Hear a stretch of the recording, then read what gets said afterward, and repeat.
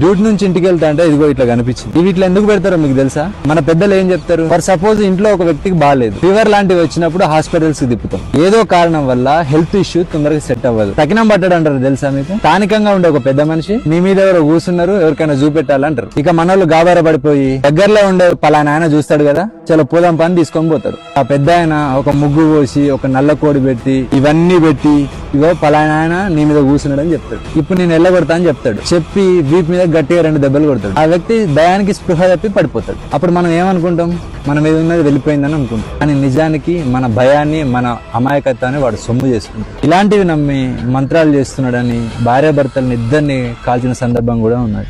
వీటిని ముట్టుకుంటే నిజంగా ఏమన్నా అవుతుందా? ఇది కొబ్బరికాయ, ఇందులో హెల్దీ ఫ్యాట్స్ ఉంటాయి, ఫైబర్ ఉంటుంది, డైజెషన్ కూడా మంచిది,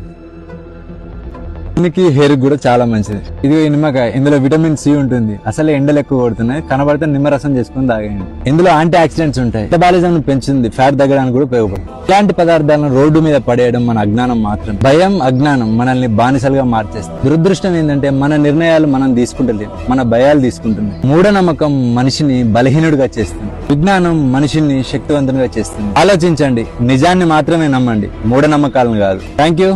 జై హింద్.